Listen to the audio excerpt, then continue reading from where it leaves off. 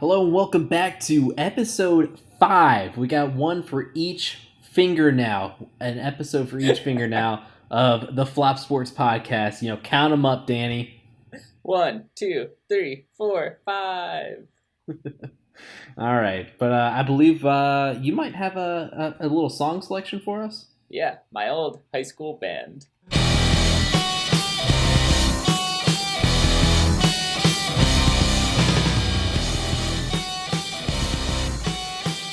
Oh my gosh, that music every week, it just gets you going, you know? It gets the people going. You gotta give the people what they want. Give them what they want, indeed, and that is why we are back again for episode 5 of the Flop Sports Podcast. Danny, little update on the week. We had a Halloween this past week. I just wanna hear, what did you go as this year? Well, I'll have you know, in Los Angeles, no one's here at Christmas because everyone's a transplant. So at Halloween, they go all out. So I had to dress up. I dressed up as Halloween. You dressed up as the holiday Halloween. I am the holiday Halloween. That would have been meta. That would have been better than my actual costume. Because I dressed up as Ratatouille. Okay, yeah. I've always said you look like Ratatouille, yeah. And I do, but I kind of I didn't put my full heart into it. So I had the chef's hat, and I had the shoes, but that was really about it. And boo. Yeah, well, I got roasted at a party. I was at a party talking to one of my friends, and this girl walks up to us, and she looks at me, and she's like, "What are you supposed to be?" And I was like, "I'm Ratatouille." And she was like, "You don't even have the rat. That costume sucks." And then she walked away. And you know what, Danny? You fully deserve that. Yeah. How could you? If you're gonna do it, just do it, man. Like, get the jacket, get the rat, get everything. Get maybe better. Like a ladle or something. I'll know better for next year. I don't want to get roasted again. I mean, you're in LA, man. You got to step your game up. Anything going on with your week, or should we jump right into the big three? I think people are ready for the big three, so let's hit it up. All right. First, number one thing of the week. The Browns, the first to fire their coach. So Cleveland just hitting it on the money right now, firing Ty Lue, now firing Hugh Jackson. So that was just a very eventful start to last week. But it got even better as the week progressed, because not only did Hugh Jackson get fired, but only a couple hours later, Todd Haley, the offensive coordinator, got fired. And the whole reason that people thought Hugh Jackson got fired was because he didn't get along with Todd Haley. And then they fire Todd Haley, and evidently, it comes out, the Browns just don't want any kind of disagreement in their organization, so they just fire anyone that's disagreeing with each other. What do you take about this whole situation? That's certainly one way to end a disagreement, that's for sure. You know what, guys? I heard both your sides, and you're both fired. Thanks. I mean, has anyone ever had a worse coaching record than Hugh Jackson?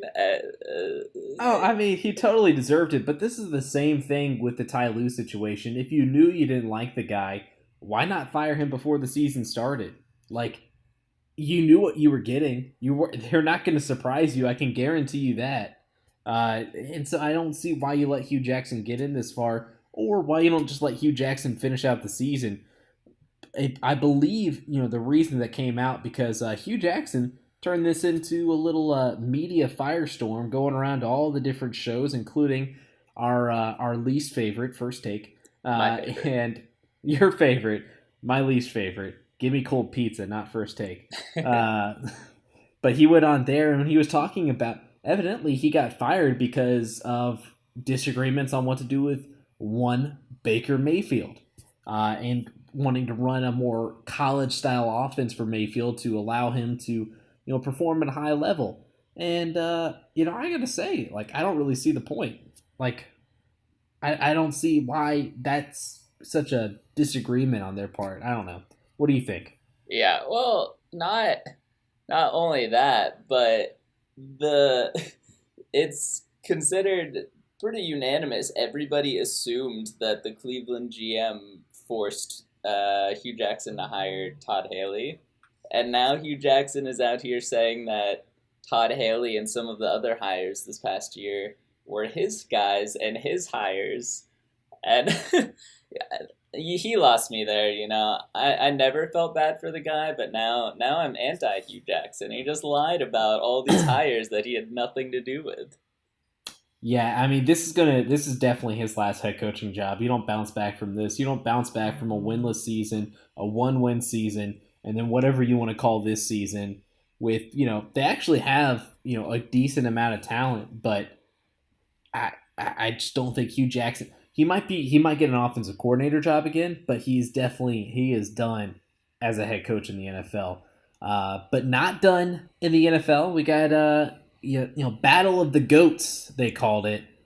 Aaron Rodgers, Tom Brady, Sunday Night Football. Danny, were you watching this one at all? Oh, I was watching all right. And it was not the game I expected, but it was still a fun game. And I mean, at one point Brady was 0 for 7 like in a row, which was the most incompletions he's ever had in a row in a game in his career. And Aaron Rodgers was iffy through a lot of the game. And in a lot of ways, the ending was robbed of a really exciting game yet again as Green Bay fumbled. Can't catch a break. Rodgers did not get to try and lead a comeback yet again. It's too bad they can't trade that guy. Trade deadline's gone and past, Aaron. You can't keep trading people that fumble the ball for you. I mean, a lot of people say, this matchup was overhyped. I was watching, some of the shows today saying that it was a little overhyped. And honestly, I don't think it's overhyped. I think that these teams are in very different situations. I think the Patriots are on the upswing right now. The Packers, they have a lot of stuff to figure out. I mean, Mike McCarthy has done a good job since he's been there, but he has not, capitalized on having one of the greatest quarterbacks in NFL history, as he should. To only have one Super Bowl with Aaron Rodgers is a complete disgrace, and it goes to show you that maybe the Packers need to, start things over in the offseason, find some other ways to advance this roster, because clearly what they're doing right now, it's not working. But on the flip side, it kind of showed that, Brady, and I hate to say this, but like his greatness and how he just figures out how to win games and how to do stuff. They aren't doing what they used to do. They're doing different stuff now. James White is now having to be, their main target in the passing games at times, which is great for me in fantasy, by the way. Yeah, I mean, Cordell Patterson playing wide receiver, averaging, I think, 9 yards a carry by the end of the game. Maybe more, maybe 15 or 20. Lining up in the backfield, yeah. It's weird to see a number 84 lining up in the backfield. Yeah, it's weird to see someone, 6'5" running the ball out of the backfield. And obviously, McCarthy is getting the Eli Manning treatment right now, where you win a Super Bowl or two, and suddenly it doesn't matter if you've been awful for 5 years straight.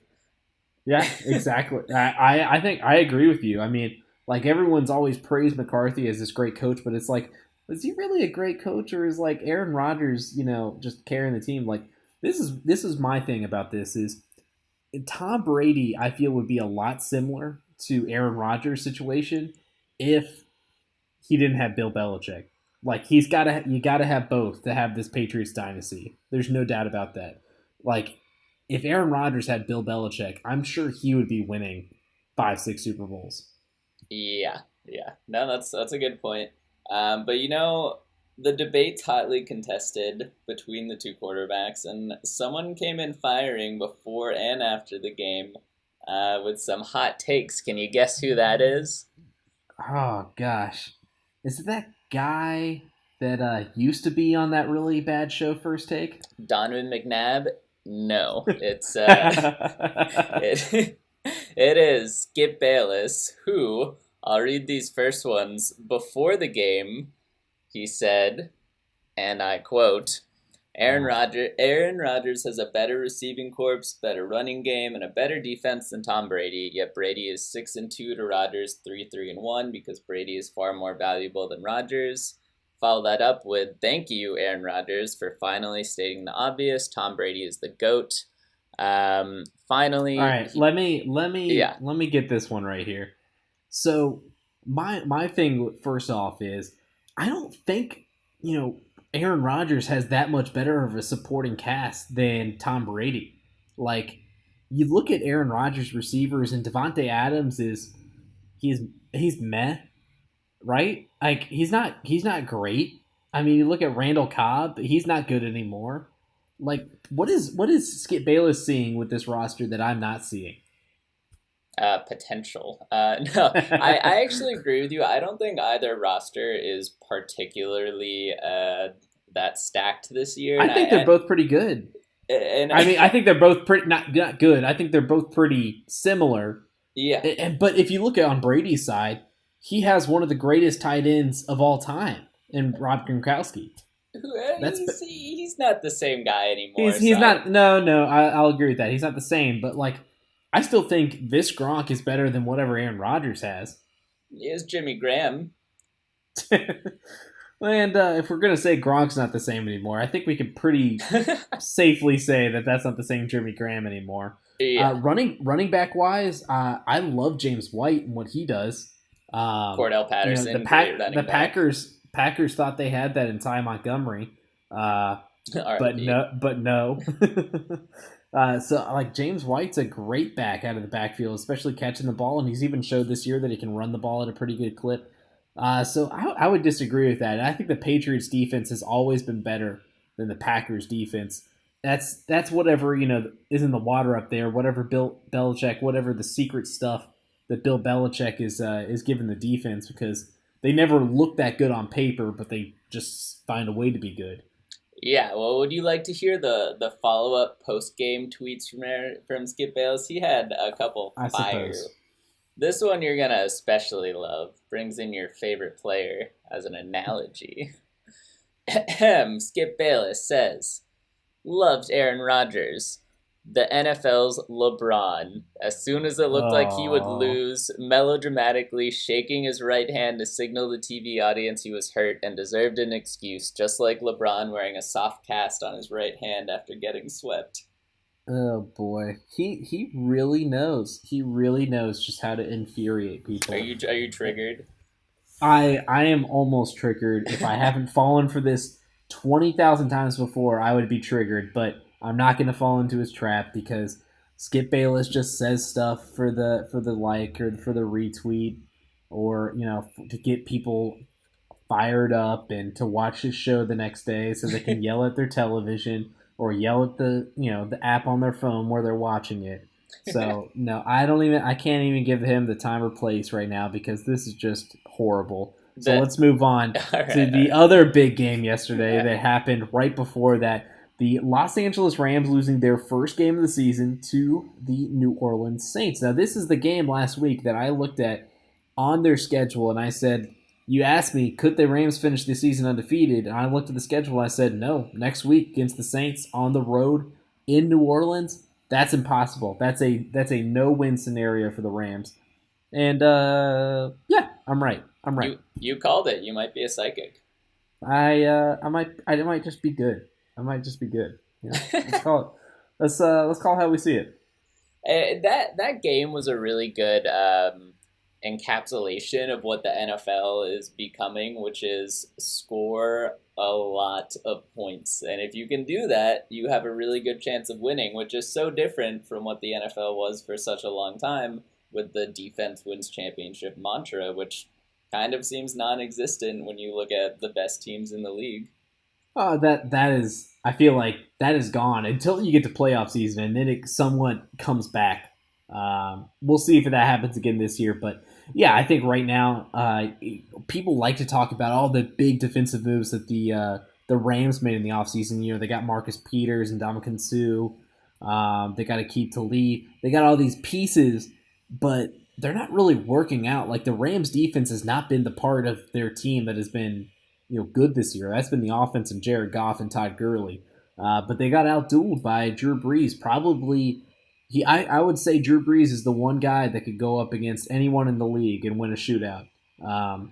You know, he may not get the support on the other side, but I just feel like if you got Drew Brees behind center, you got a pretty good shot to win any kind of shootout. Now, if the game's a little more defensive, then we got a little bit of a different story. Yep, absolutely. All right, moving on to our DraftKings segment.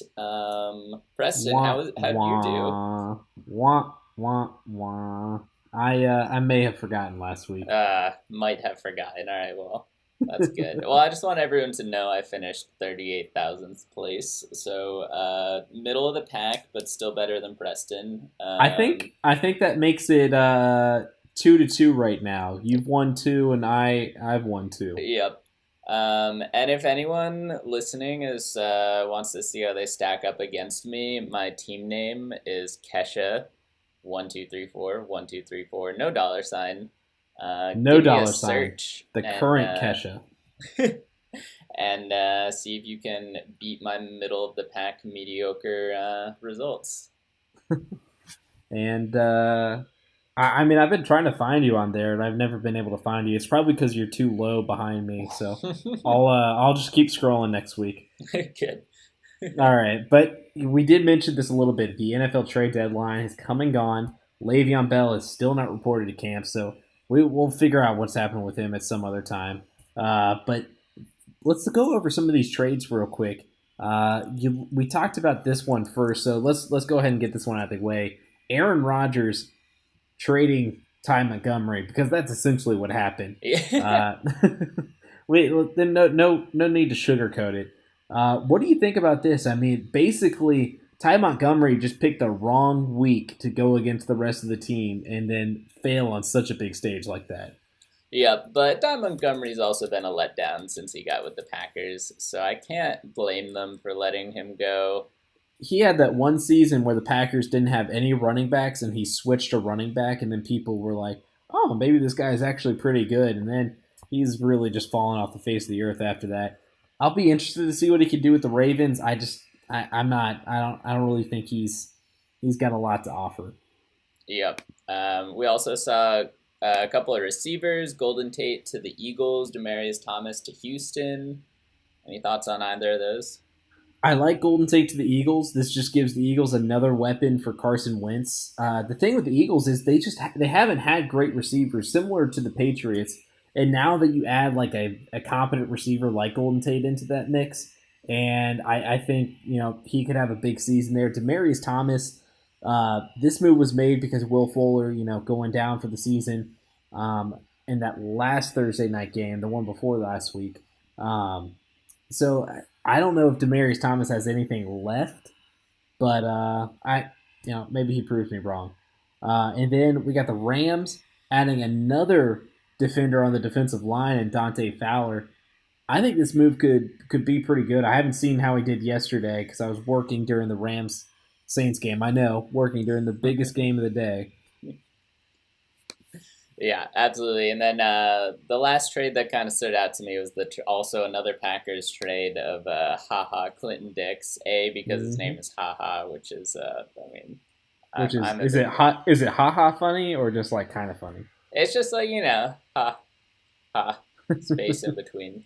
But some people have come out with some not so great comments about him, especially this year, specifically saying that he really does not work hard on or off the field and just doesn't have the right mindset to play in the NFL. So I guess another kind of makes sense to get him out of your locker room move from the Packers. Yeah, the Packers just moving people out if they don't actually try. So, I mean, I can't blame them for this. And this is kind of something I've seen with ever since he got into the NFL. He's always been blessed with great athleticism, great talent. He could be a really good free safety. Like, he has the skill set to be an Earl Thomas, but what he doesn't have is that Earl Thomas mindset of working hard, because that's one of the things Thomas does so well is he gets in the film room, he works hard, he goes out there on the field, he's calling plays, he's helping out the defense, calling coverages out. That's just not something has ever done. And I mean, the Redskins get a good player, but he's always going to be one of those guys that's he's going to take some chances. He's going to get blown by, but he'll come up with an interception every now and then. He's just not going to be that all-pro that he should be. Yep, absolutely. Well said. Just breaking a couple minutes ago, this Monday night is the Saints are working out Des Bryant, so they're looking to bring in yet another offensive Oh weapon. man, That's pretty. I mean, just for the sake of the rest of the league, I hope they do not sign him because if he has anything left in the tank, that would really put a dangerous offense over the top. I hope he's just like really mad and gets in there and just kind of tears that locker room apart. That's what I hope for. Agreed. Yeah. Not biased or anything. It's not like the Saints are my least favorite team in the NFL or anything. But I yeah, this is just insane. Like I know Des Bryant's been on the market for a while, but if the Saints were the ones to get him, like oh my gosh, like they've already got Michael Thomas, they've already got a bevy of other young, good up and coming receivers. To add Des Bryant onto all that, it's just kind of like the icing on top of the Drew Brees, Sean Payton Sunday. Yeah. And the cherry. Um, And so yes, yeah, so speaking of which, though, that's your favorite team, the Atlanta Falcons, number one competitor. rise up. Julio Jones finally got his first TD of the season. Oh my gosh! My brother and my dad were actually at this game. They live in Richmond, so they drove up there for the game. That was my brother's first NFL game, and he was wearing the Julio jersey. So I don't know, maybe he's good luck or something. But towards the end of the game, it just kind of seemed like I feel like he's going to get it today. I really feel like he's going to break the streak today. And like he got that screen pass, and I already got out of my seat. I was like, there he goes. There goes that man. And like he almost got dragged down at the 3-yard line, and I was about to just like that would have been just so Falcons right there if Julio got dragged down at the 3-yard line. Like that would have brought 28-3 memories back to my head, and I'm just so glad he got back in the end zone because like he's the best receiver in the NFL. I don't know why he doesn't get more touchdowns. He just doesn't. Yeah, absolutely. A couple other quick hits in the NFL. Uh, the Ravens defensive coordinator, Don Wink Martindale, said that Great name. the Steelers are better without Le'Veon Bell and that the advanced metrics show that they are better without him than with him. Shots fired. Well, as one Carmelo Anthony has said before, and I'll change it a little bit, stats don't lie. You know? In this advanced stats age that we're in, stats don't lie. I mean, they tell the truth. And I kind of agree with him. The other breaking news from today was Le'Veon Bell tweeted out around like 3 o'clock today, like bye Miami, or see you Miami, or something to that effect, meaning that possibly he could be going back to Pittsburgh to return to the play. I don't know, but it's not looking great, but it's a possibility now for Le'Veon. Very, very cryptic, that one.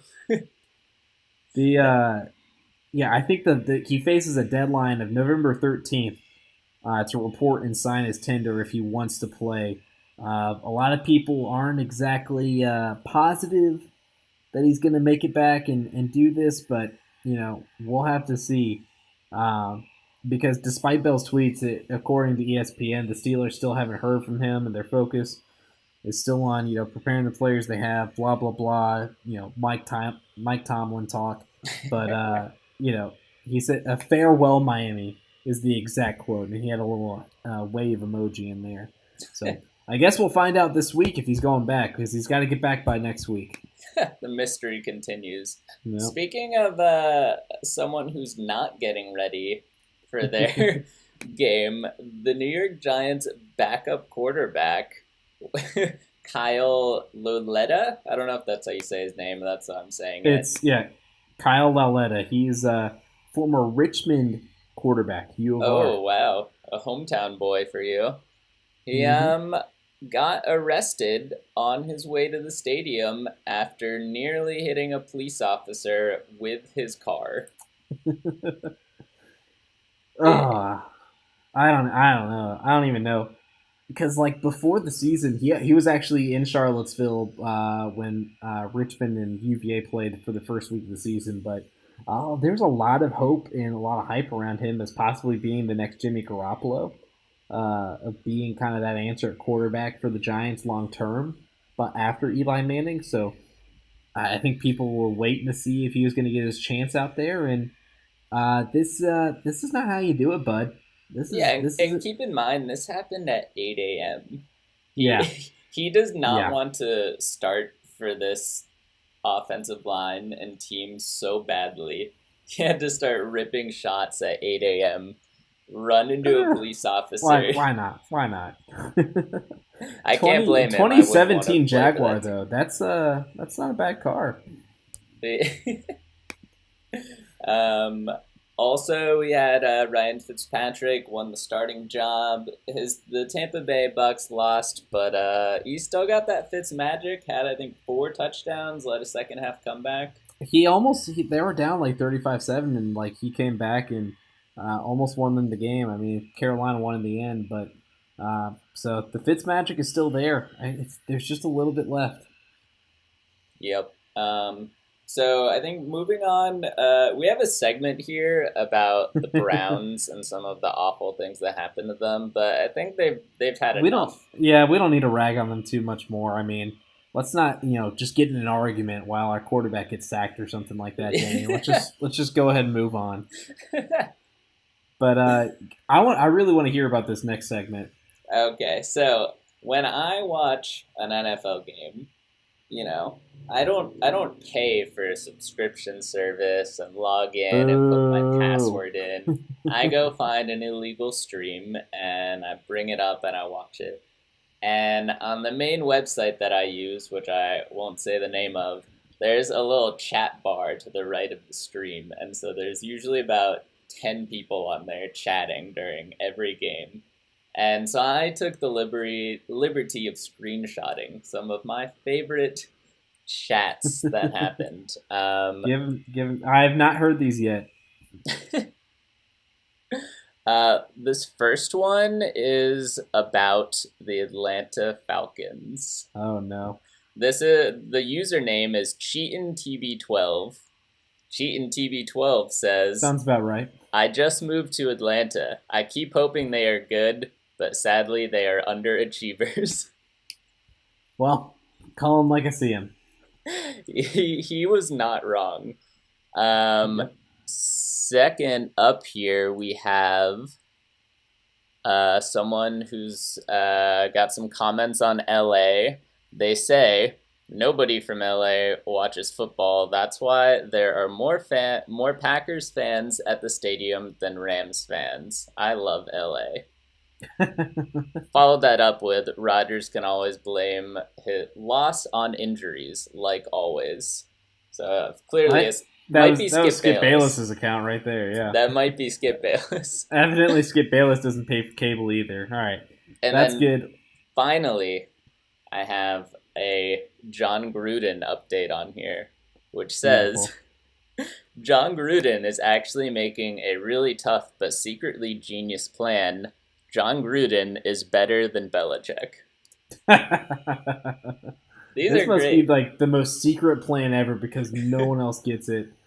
Oh, man. All right, well, next thing in the blockout, we'll go through this pretty quickly, but 5 NFL players most likely to be the Bachelor.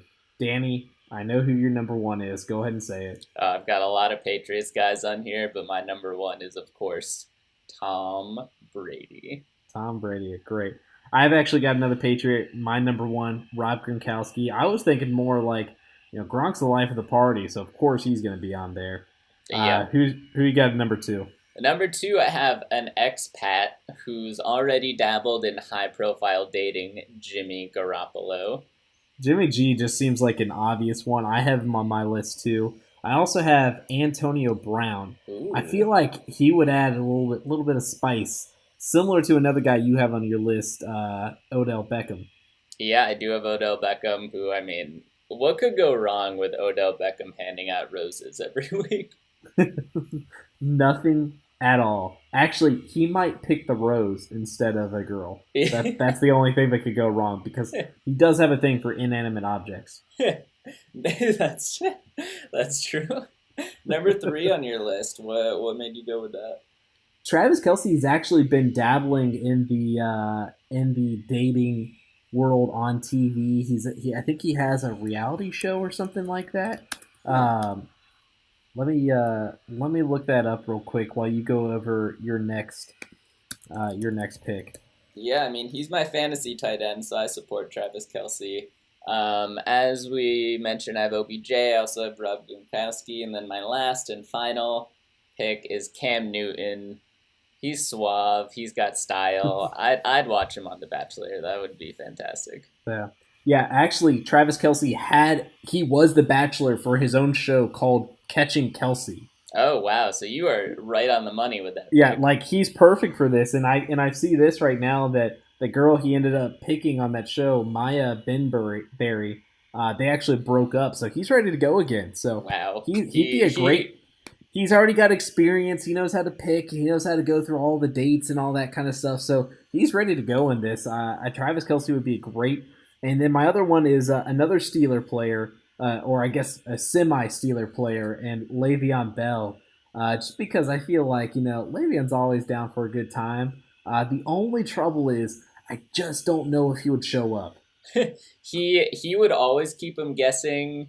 They would never know if he was going to commit or not. They would not know if he was going to show up, if he was actually going to pass out roses or anything. But he would be like, I got hurt really bad by a former team, and I have all these issues now. All right. Well, that is the top 5 NFL players most likely to be a Bachelor. Coming up next, we get into the NBA, of course. That is coming up next. More trashing on Cleveland. I'm sorry, Cleveland. We'll try to keep it a little light with that, but that's coming up next.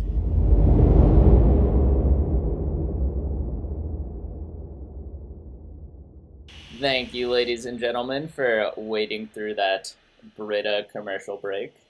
Round 4. Brita. Sure is good. First up, we have, of course, more Cleveland drama, but now it's the Cavaliers. Cleveland! This is for you! Or maybe not for you. Maybe not. Turn it off. What's going on with Larry Drew and the Cavs? So, all last week, it was, they fired Ty Lue, and then they were saying, all right, well, Larry Drew will be our interim coach. And then Larry Drew was like, nah, hold up, wait a second. I've been through this like 20 times before. That's not going to fly here. So, basically, Larry Drew, just today, agreed to, as we're recording this Monday night, he agreed to a contract to remain interim head coach for the rest of the season and received a partially guaranteed deal for next season. The loophole there is that they can terminate him for a buyout clause if they choose to conduct a actual head coaching search. They will, and they are going to find another coach.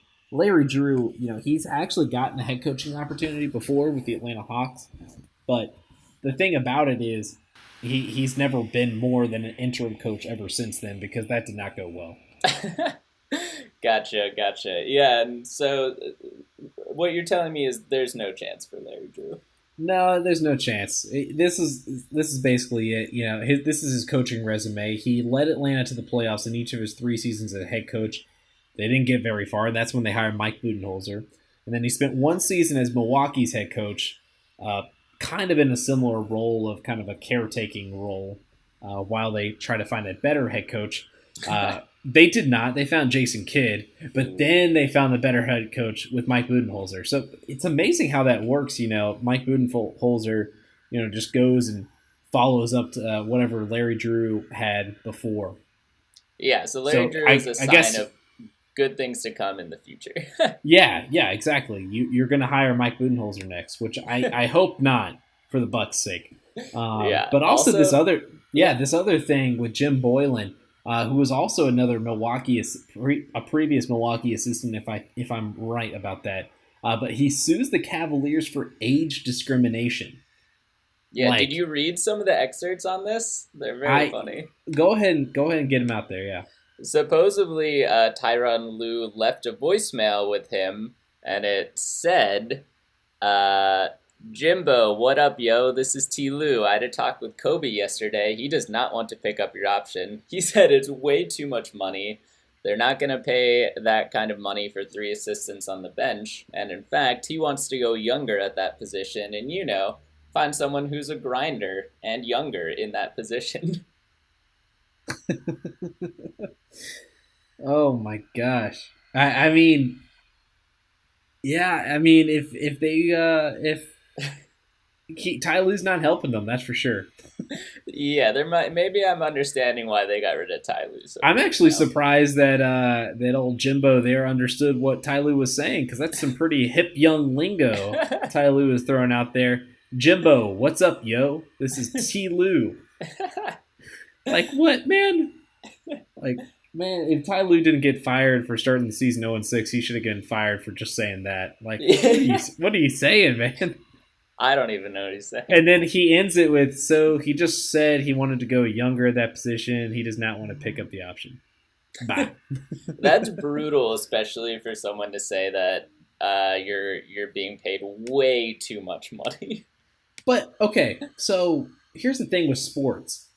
Is there age discrimination? Like, can Brett Favre sue the Packers for having age discrimination with wanting to put Aaron Rodgers in? Well, I think the difference there is that the job performance declines with your age as a player, whereas a coach, in theory, that shouldn't really happen. Unless I beg to differ. I mean, unless you're not a grinder. He clearly is not a grinder. I think we all know that now. But I digress. Anthony Davis saying, I got to play almost perfect for the Pelicans to have a chance to win is music to my ears, because that just sounds like he is not destined to stay in New Orleans much longer. Yeah, it's not a compliment to his fellow teammates, to be honest. Yeah, I don't know if anyone heard that and was like, oh, that's really great for us. Anthony must really like playing here because it's perfect. You didn't read the article, bud. You didn't read the whole article. You skimmed the title. This is music to my ears, because I think right now, obviously, the Lakers were going through whatever this is.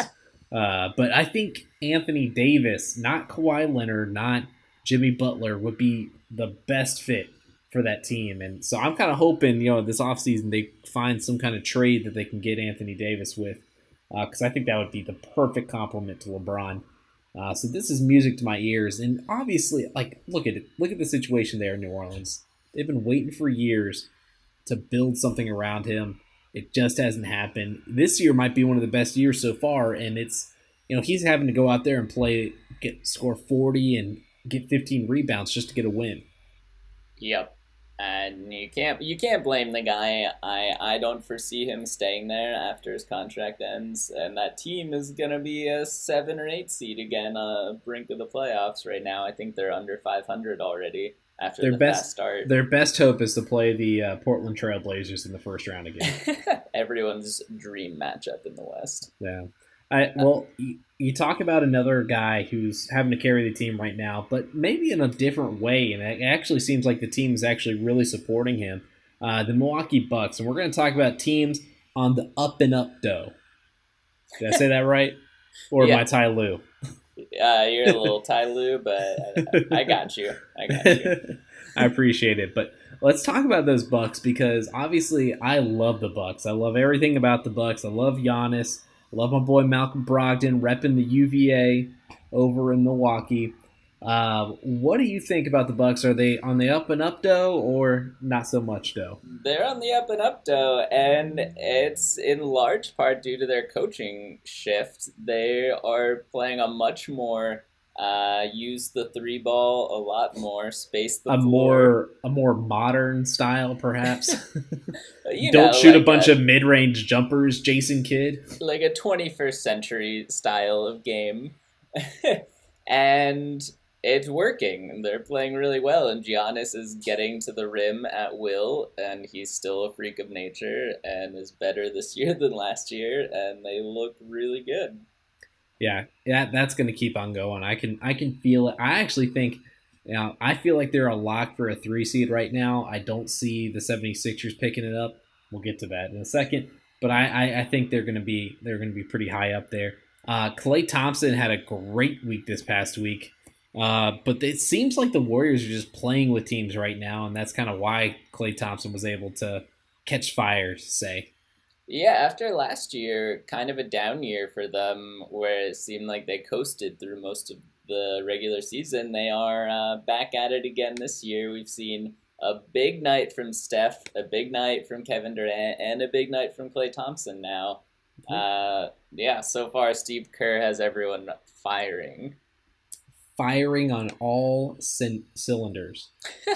I was gonna say that, but I couldn't bring myself to say that, so I'm glad. It's all right. Whatever cliche you need, I got it for you. I got your back. DeMar DeRozan, you wanna talk about your guy for a little bit? Yeah, I do.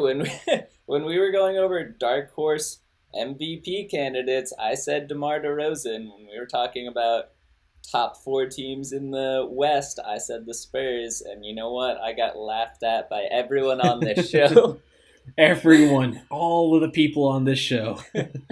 But DeMar DeRozan's averaging career high in points, career high in assists by far, career high in rebounds, career high in field goal percentage. I mean, what more do you want from the guy? He's number 1 option on a Spurs team, and he's carrying the team, and he looks great. I'm all about it.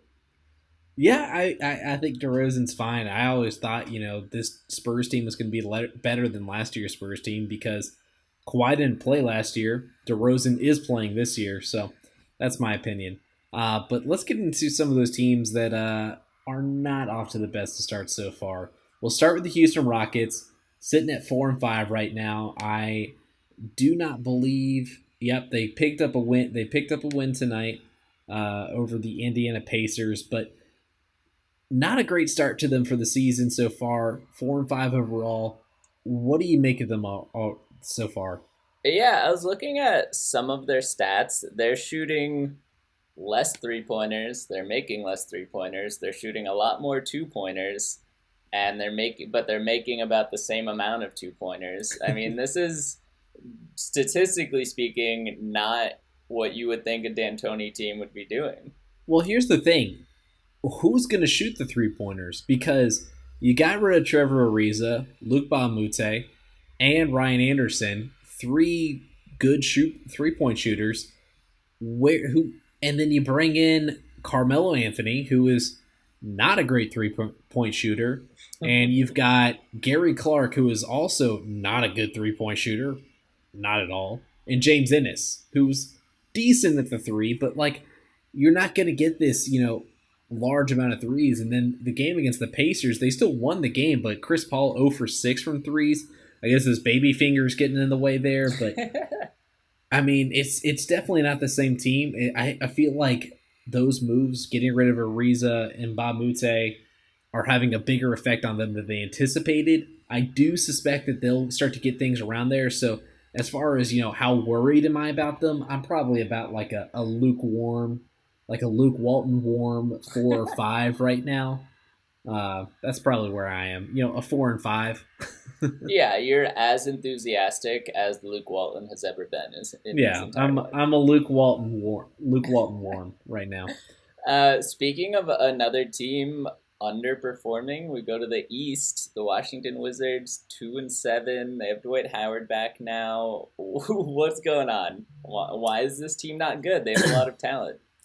It's the same reason that it's just been plaguing them for years. John Wall, Bradley Beal, it's not going to work. I'm sorry, guys. It's not going to work. You got to give up. Who's the coach in Washington? Scotty Brooks. Yeah. That old Thunder coach. That also doesn't help. Yeah. All right, let's move on from that. Yeah, you were setting me up for that one. Philadelphia, they're playing okay. not. I mean, last year I think they really got hot in the second half of the year, so we'll see what happens. But they're playing all right. But I read an interesting article talking about Markel Fultz and Ben Simmons and how they're meshing on the floor. Pretty interesting. Essentially, both of them play worse together, and both of them play a lot better when they're not on the floor together. What do you make of that? This is the last thing that someone in the organization in Philadelphia wants to read right now, because think about everything they gave up to get Markel Fultz. Yep. Like there's all the shooting troubles and everything. That's one thing, but to see that their best player, one of their best players, Ben Simmons, the future of their franchise, along with Joel Embiid, and Markel Fultz, the first round pick in their draft, that they traded a boatload of draft picks for, is not working. It just has to kill them. And then you look on the flip side for what they gave up. The Boston Celtics got Jason Tatum, who might be the best rookie in that class someday. And you also have that Sacramento pick that the Celtics are going to get this year. Like, Philadelphia's got to be just killing themselves right now seeing this play out. And a lot of people didn't see this coming. A lot of people thought Markel Fultz was going to be a great, easy, go-ahead first-round pick. It was so simple. It was so obvious. But, sometimes these things happen.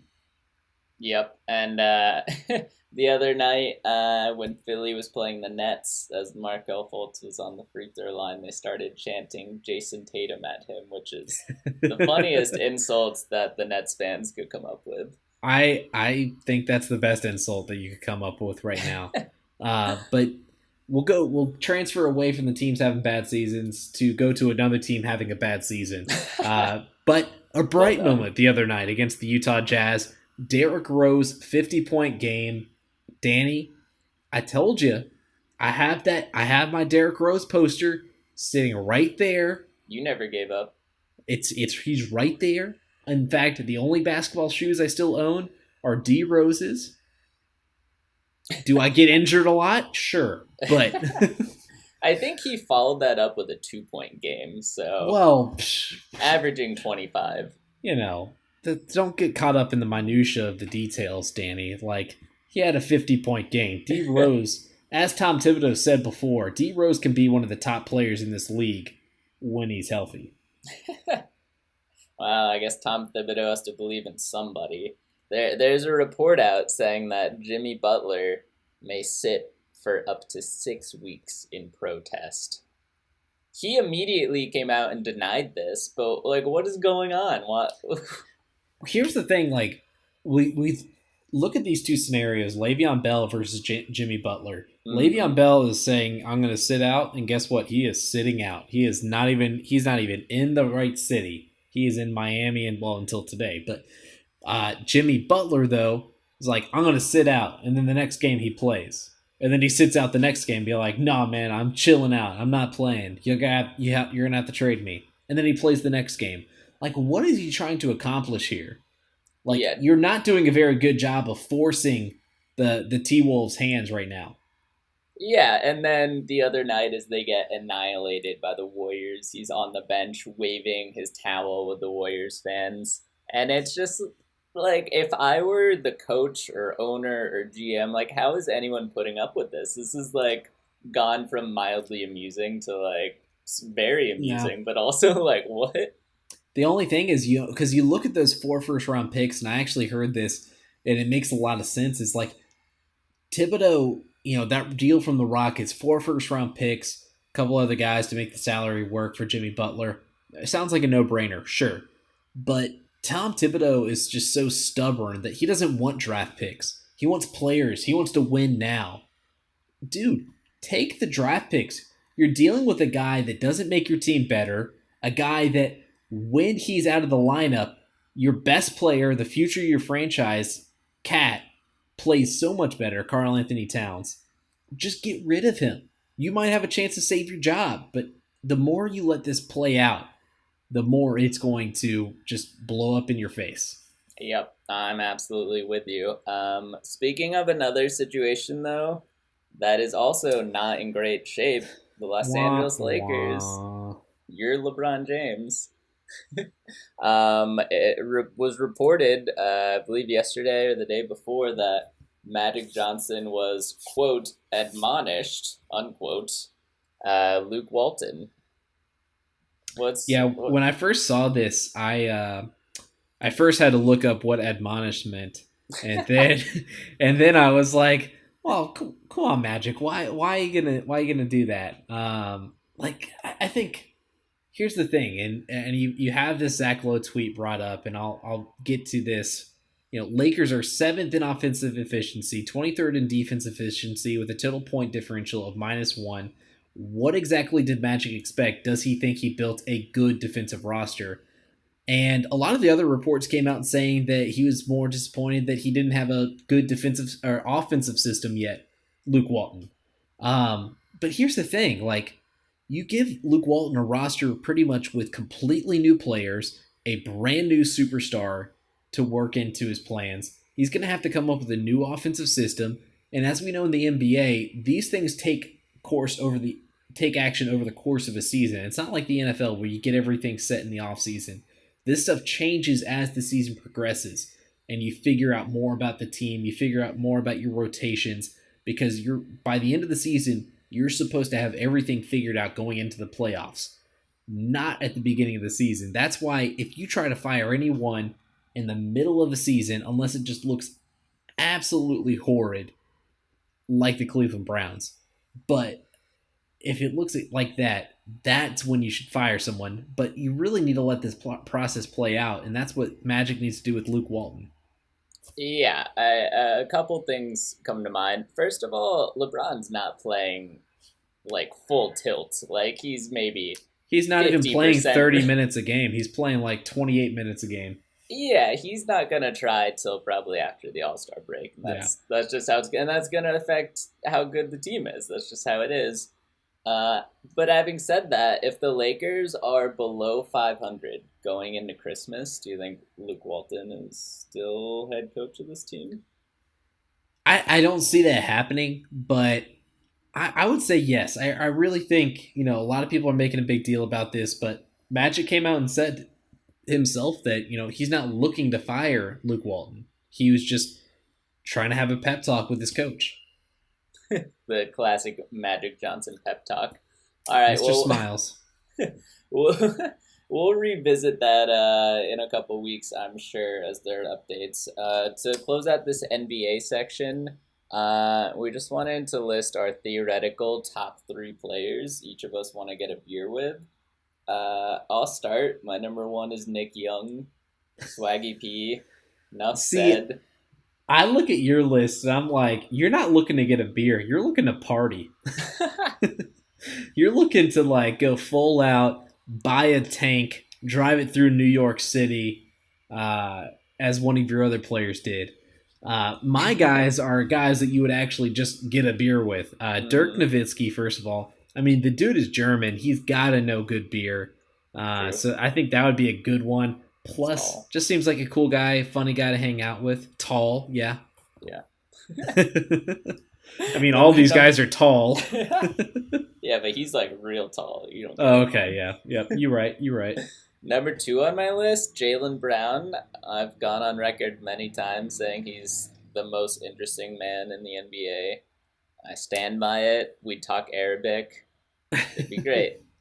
I like that one. My other one, Jimmy Butler, just seems like he's got a lot of interesting thoughts right now. I just would love to pick his brain, over a nice brewski. Yep, and my last one would be J.R. Smith. I don't know if it's possible to hang out with him without having a beer, since he shows up everywhere with a bottle of liquor. I'm all for it. I don't have to play basketball with him, so it's fine.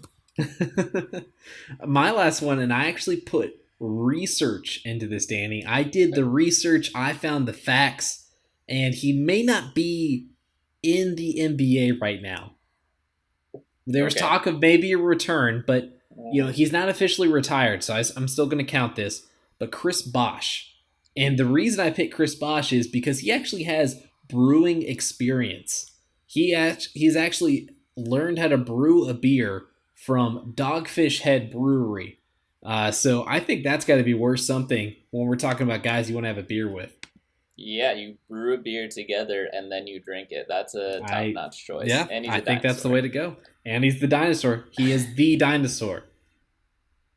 All right, well, that concludes our NBA section. We'll be right back at you with the Tim Tebow update and Instagram update of the week. Stay tuned.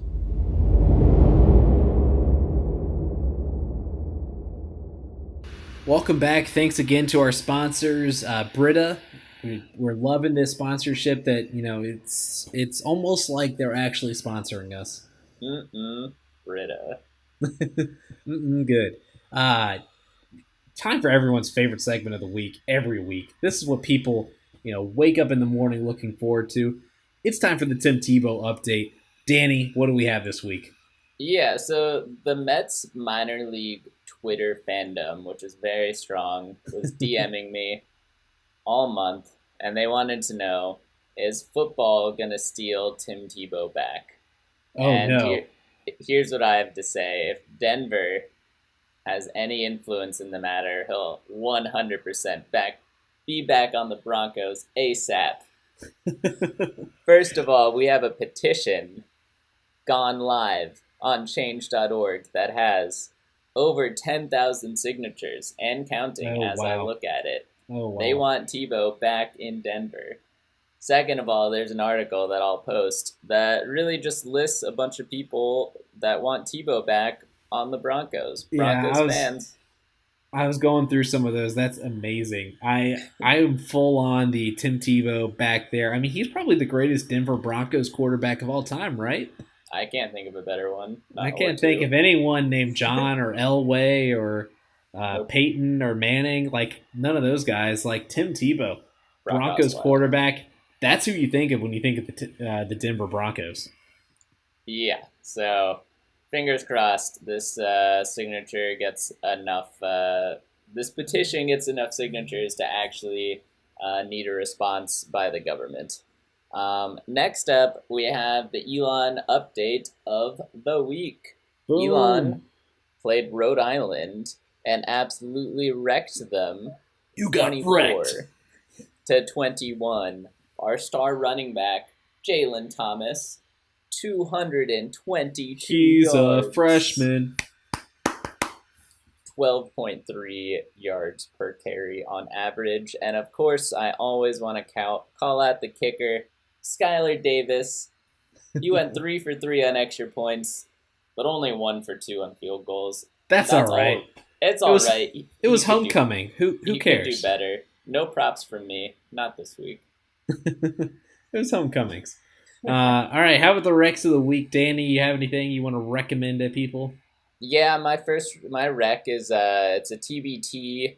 It's by a well-known Twitter writer who writes some very odd things. Last year during the playoffs, he wrote an article about the coolest player on every team's roster in the playoffs. Yeah. It's a great read. It's very funny. A lot of words spelled wrong. Highly recommend. That's a sign of a good article. The one I got is, if for any college basketball people out there, it's season starting up Tuesday, so you'll probably get to hear this right before you watch some college basketball. But we have got Duke. All of this talk about Duke this year. They've got the top 3 recruits in the country coming in. They also got another 5-star recruit in Trey Jones. And the article kind of talks about how he is the one that kind of got the thing started for bringing this recruiting class together, and it actually started when he was 13 years old, when they were recruiting his brother Tyus to go to Duke. That's when kind of this whole thing started to come together. So it's a really cool article on Bleacher Report right now. Obviously, we'll have the link there for you. David Gardner is the author, but really interesting just how this whole thing formed. That's good to know. I'll have to check that out. All right, time for the Instagram update. Hey, you put soccer in there. I did put soccer purely because it was 100% Instagram related. 100% Instagram related. Cristiano Ronaldo is now number 1 on Instagram. Who did he pass? He passed Selena Gomez. That's right. And Ariana Grande. He has 144 million Instagram followers. Man, someday he'll catch up to me. Yeah, one day. They don't even count YouTubers. Yeah, I'm zero. 0 followers. I like this one because everyone is saying Kyrie shaving the fro is what has brought back the real Kyrie. But talk about this one. Little do they know, beginning of the year, Tommy Heinsohn, the Celtics legendary announcer and player, said that Kyrie looked a little overweight for his playing weight and called him out. And Kyrie, after going on a good 3-4 game run, thanked Tommy in the post game and said he lost 5 pounds since Tommy Heinsohn called him out.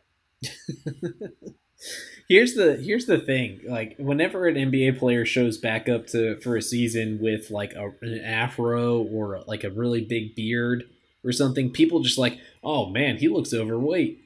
And that's just because, like, yeah, he's got more facial hair. That doesn't mean he gained a bunch of weight in the off season.